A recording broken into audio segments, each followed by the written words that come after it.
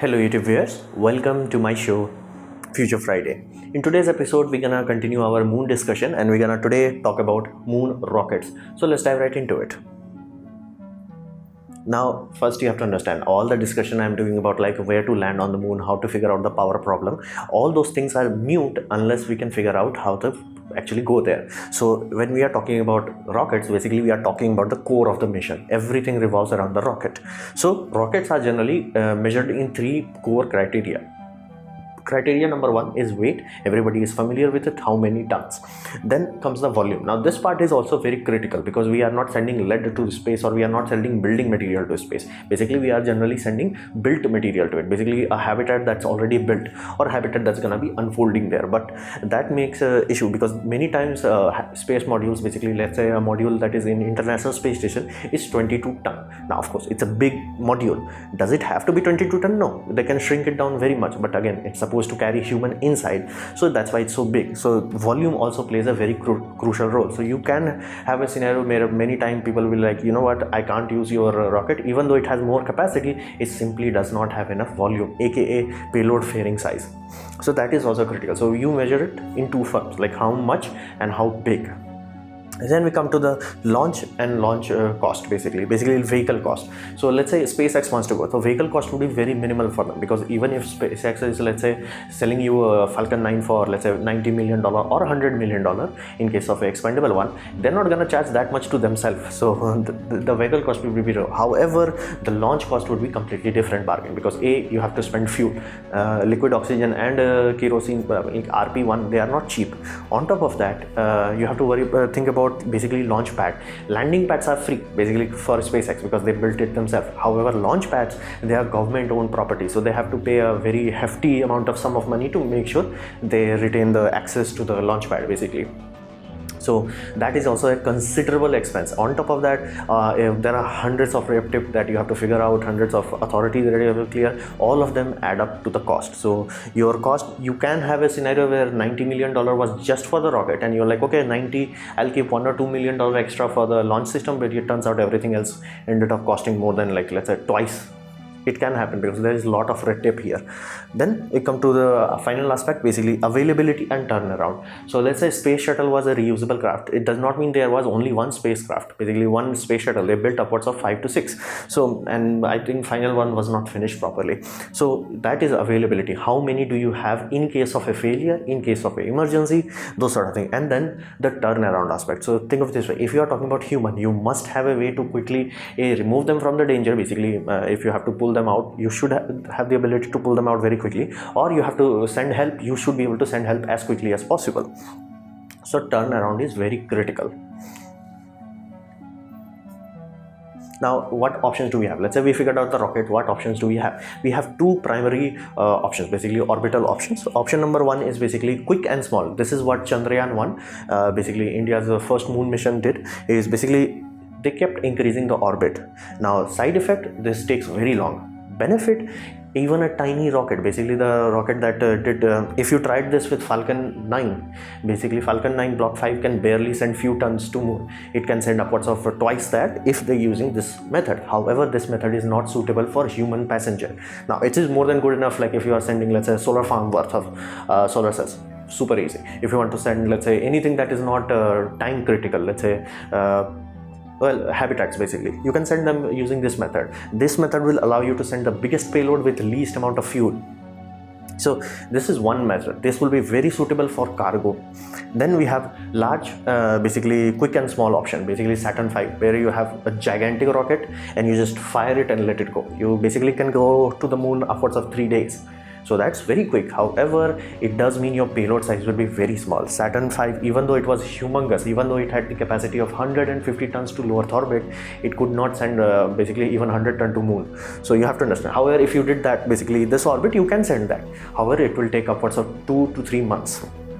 So these are options. Basically, you will have two different approaches to go to the moon for let's say cargo and humans. Of course, you're gonna have emergency cargo that is small enough, let's say medical supplies or whatever is classified emergency enough that you can send it in quickly using this method. But generally, you will rely cargo on this and human in this. Then we come to the, okay, that's going to the moon, how are you going to land it? Now that is very tricky and wasteful, simply because if it had atmosphere, we can simply rely on parachute. It will not require rocket fuel. However, we have to use rocket fuel, because the only way you can land on moon is propulsive landing. Now, can we do propulsive landing? As of now, Dragon basically can do that right now if you wanted to, because you have to understand, this was built from day one to propulsively land. The reason why it was cancelled is simply because NASA did not approve of the idea of having landing legs protrude outside of heat shield. That's the issue with this design. With the heat shield basically has to open up in certain places, basically 4 places, and legs supposed to come out of that. Can it be done? Yeah, easily. The space shuttle had freaking giant landing gear coming out of it. It's doable. It's just that people didn't want that. Basically they wanted heat shield to be one absolute structure with no failure. So if you want to make sure this can this land on the moon, yeah, easily. It has enough fuel, it can do that. That's not an issue. Only problem is they have to basically add legs, and the legs has to be added from the side, otherwise they have to redesign the whole thing. So benefit, we can do that simply because moon has much lower gravity, so weight of this won't be an issue. And not to mention the g-force, there would be very little because of this Draco engines. These engines are very powerful, so they can reduce the delta V, or basically comparable speed, to be very low. So legs can be added on, bolted on basically. So we can do this at this point in time. This can do that. Heck, it might even have with minor modification, you can increase the fuel tank just a little bit. You can literally land propulsively and then take off and land on Earth. This can do that. This can act as a escape pod from moon. It can be done. However, it will take time. I'm not sure whether you want to stay in it for 3 days, so that's another thing, but it can be done if you wanted to, with minor modifications, of course. Now everybody everywhere is like, okay, let's use Falcon series rocket to go to the moon. We can't do that. You have to understand, Falcon 9, basically Block 5, is very good, it's very cheap, and it's very slow. So the slow part simply means, even if you can put 22 tons to low Earth orbit, does not mean you can put 22 tons to moon, even if you want to basically use the slow approach. The only way you will be able to do that is basically you put one payload, basically 22-ton payload, and then have another pusher stage docked in space, and then using that pusher, basically you have to use 2 rocket launches to send your cargo. That is one way of doing it. Then, okay, let's say this does not have enough speed, delta V. How about Falcon Heavy? Again, to give you a rough context, rough one, this has, let's say, 5,000 km per hour when the second stage is deployed. This can go upwards of 7,000 km per hour with the second stage. So it does have tangibly much higher delta V. However, the weights and the volume is limited. So basically the carrying capacity of this is exactly as this. Even though they are saying a 60 ton, it cannot truly carry 60 ton. If you put 60 ton, it will crash under its own size. Basically, it's not wide enough to handle that kind of weight stably enough. So, and not to mention, Falcon Heavy flat out is not human rated. Falcon 9 is, Falcon Heavy is not. This is human rated, this is not. So can we use this rocket for our moon project? Absolutely. This will be very good for basically cargo mission. This will be the first way you can take care of, basically you can send rovers, you can send power systems, you can send habitats, and you can send like upwards of 100 of them, because they are as of now they are good enough that they can do multiple mission in 1 month. So we can pull this off, like you can just using this basically. And if you figure out how to do space docking with this sort of payloads, we can send hundreds of tons in one go. Basically one transfer orbit, we're gonna have that. Basically we're gonna launch multiple of this, then we're gonna send the pusher stage using this, and then directly land it on the moon. How the landing will happen, that will be a tricky issue, but it is doable with current technology.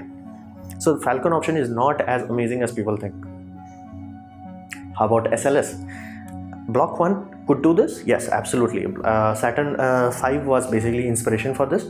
So it in principle can easily do it even with Block 1. It's very big, it's very fast, it can pull off that 3 days to the moon. Now, will it work? Maybe. Now, is it expensive? Yes, it's literally at least 4 times to 5 times more expensive than any other comparable option. The question becomes why? Because it's NASA. Basically, NASA, once they created space shuttle, they realized early on it was a bad design. Basically they had bad fundamentals in that rocket. Basically you should never keep people next to a rocket, you put on top of it, so if something goes wrong you pull them out. They did not do that. Consequence, 2 accidents happened and lost upwards of 14 astronauts. So, and the project was cancelled before a replacement was done. So this time, and NASA continued to make that mistake. They are not like, okay, space shuttle was a bad design, let's just throw it away, let's try to try from scratch and let's figure something out. No, they did not do that, and they tried to build what we classify as constellation project. This was like first generation try to reclaim, reuse the assets that were created for space shuttle. Then that was cancelled after 5 to 6 years, I think, and few $billion wasted on that. Then again, their SLS is the same thing. SLS is basically Constellation 2.0. They're like, let's retry to recover the assets from space shuttle, and I'm like, let space shuttle die. Let it die. Let it be like a good lesson. Like you learned from it. There were certain good aspects from it, specifically the engine that was used for space shuttle, the liquid fuel one, that was pretty good, and they are using it here. But let everything else go, man. Like just let it go. They want to use solid boosters on this. Why? I have no idea. It's like they can simply increase the diameter of the fuel tank and remove that, and instead of putting 4 engine, put 5 engine, and that's done. You don't need solid boosters. Solid booster supposed to be like 5 block rather than 4 block from space shuttle, and it's still taking long. Basically everything about this is taking long, and I'm talking not in 10 years. Basically think of this, NASA went from 10 years to build from nothing to space, basically Saturn 5 from, and now it's like, yeah, we have been 20 years from space shuttle to trying to recreate something. So fate of this rocket as of now is very unknown, very dangerous, because even government is giving up. Like, we can't give you money like continuously 24/7 into 3 freaking 10 years, and you're like, yeah, it's delayed. So at this point in time, government is not happy. And it's not like Obama government or Trump government. Like, nobody is happy. Like, at this point, this is not acceptable. You cannot keep saying like 15 years delayed, 20 years delayed. It's just not acceptable. So the fate of this, flat out, block 2 and 3, they did. Block 1, will that even happen? I do not know. And at this point in time, all the blame is going to Boeing, because Boeing is the contractor for this. So Boeing may end up in a scenario where Boeing has to take care of the basically rocket from its own pocket. Will it do with it? I do not know. So space SLS right now is very uncertain. Then we talk about the king of the bunch, basically master solution, BFR. Now, if it works, again, even if it delivers half of what it is claiming, it's more than good enough. Basically, all my discussion about rocket will end there. Like, if BFR works, done, go home. Only tricky part would be how you're gonna land BFR. Because here they are showing landing pads. Now it is much trickier to land something this heavy. We haven't done something like that, because regolith is completely different. And not to mention, when you are firing giant rocket basically on the surface, it's gonna displace it's gonna make a basic small crater just by the thrust of it. So that's an issue. And on top of that, because everything is on top, how you gonna unload it? Of course, there they are showing a crane, but again, that also becomes an issue. And that is why the recent design of BFR has a lot of basically small unpressurized volume area for cargo, basically from the bottom, so you can easily pull it out. Basically, they're supposed to use those places for basically rovers, science experiments and all that.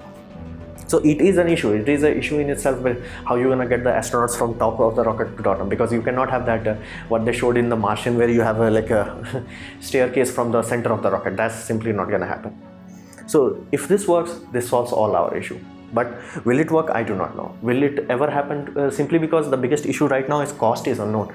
Early on, when they actually started to build it, is like cost simply went from 1 or 2 billion to 15 billion. So at this point in time, the only way SpaceX or Elon Musk can fund this is directly trying to make sure that Starlink project, basically their satellite internet, works, because Starlink is supposed to cost $10 billion and is supposed to give profit of $30 billion.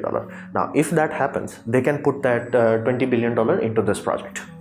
So Starlink has to work for this to actually be completed, because as of now, flat out they are running low on money. Flat out they do not have enough funds to run this. So this was my presentation on basically rocket side of the equation of the moon mission. I hope you liked it, learned from it. In that case, please leave a like, and I would urge you to, if you didn't like it, don't worry about it, you can press dislike. I would urge you to press it twice to show me your extra disappointment. Leave a comment, because I reply to all of them. Subscribe, press the bell icon if you're free, and as always, thanks for watching.